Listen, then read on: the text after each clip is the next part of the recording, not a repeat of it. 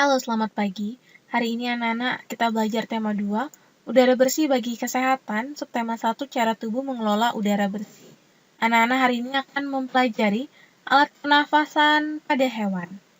Jadi dalam video ini, tugas kalian adalah meringkas apa yang telah Ibu sampaikan di video ini. Kalian catat hal-hal penting menurut kalian, lalu kirim fotonya ke Ibu. Oke, kita mulai. Berlari. Ibu yakin anak-anak pernah mencoba berlari kejar-kejaran sama temennya. Kalau udah sekuat tenaga, capek, maka akan terengah-engah atau tersenggal nafasnya, mulai tersenggal. Nah, itu terjadi karena kekurangan pasokan oksigen di dalam tubuh.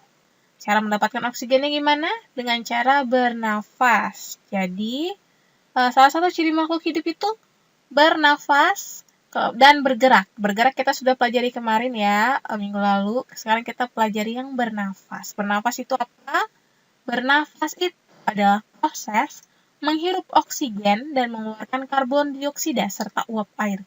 Jadi yang dihirup oksigen dan yang dikeluarkan karbon dioksida serta uap air. Oksigen itu nama lainnya zat asam, O2. Karbon dioksida itu nama lainnya zat asam arang atau CO2.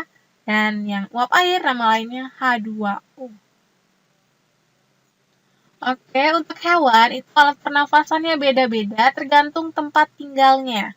Nah, yang pertama alat pernafasan itu ada paru-paru.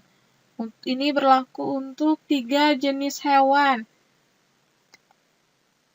3 jenis hewan. Yang pertama itu ada mamalia, lalu burung, lalu reptil. Untuk mamalia itu ada mamalia darat dan mamalia air. Mamalia darat itu udah kayak kuda, kambing. Itu untuk hewan-hewan yang beranak atau melahirkan ya, yang mempunyai telinga. Sedangkan mamalia air itu ada paus dan lumba-lumba. Nah, kalian bisa lihat di gambar ini pausnya lagi keluar ya. Ini lagi keluar. Nah, perbedaannya itu kalau mamalia darat dan mamalia darat itu paru-parunya berbeda dengan mamalia air. Kalau mamalia air itu ada katupnya, jadi ketika pausnya keluar seperti ini, untuk mencari udara, katupnya akan otomatis terbuka. Dan ketika dia kembali menyelam ke air, katupnya otomatis tertutup. Oke, jadi ada mamalia, ada burung, lalu ada reptil. Reptil itu seperti biawak, kura-kura, ular, dan buaya. Selanjutnya insang. Insang itu adalah hewan yang hidup di dalam air.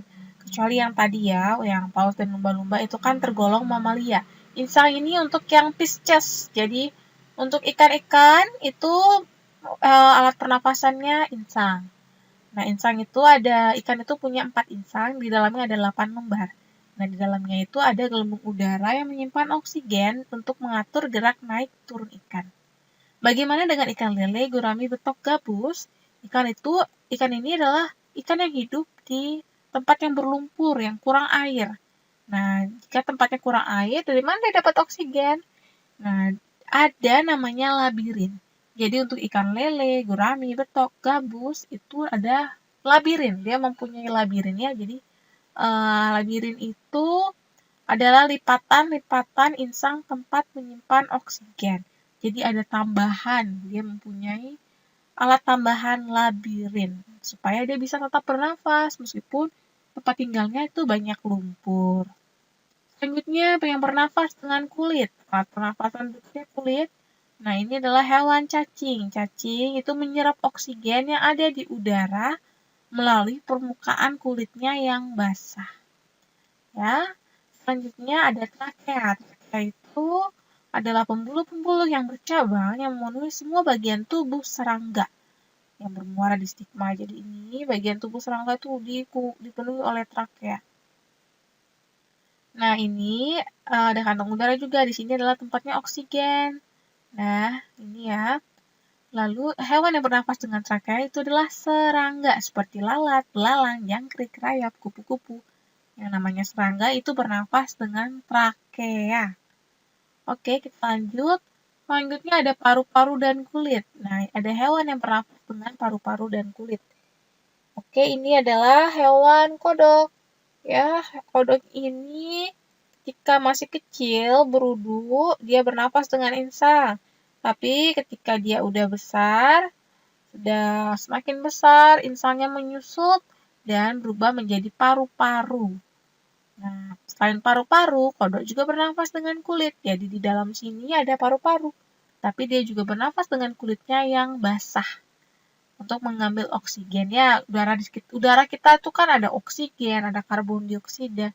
Dan tubuh kita dan tubuh hewan itu memerlukan oksigen untuk bernafas ya. Oke, anak-anak, itu adalah alat pernafasan pada hewan. Jadi tergantung tempat tinggalnya. Ada yang bernafas pakai paru-paru, insang, lalu ada yang bernafas dengan trakea, ada yang bernafas dengan kulit, dan ada yang bernafas dengan paru-paru dan kulit. Semuanya tergantung dengan tempat tinggal hewan tersebut. Jadi dia akan semuanya akan menyesuaikan dengan tempat tinggalnya ya. Oke, itu saja materi hari ini. Silakan dicatat di buku catatannya dengan tulisan tegak bersambung. Setelah itu kumpulkan ke ibu. Terima kasih sudah menyaksikan dan sampai jumpa.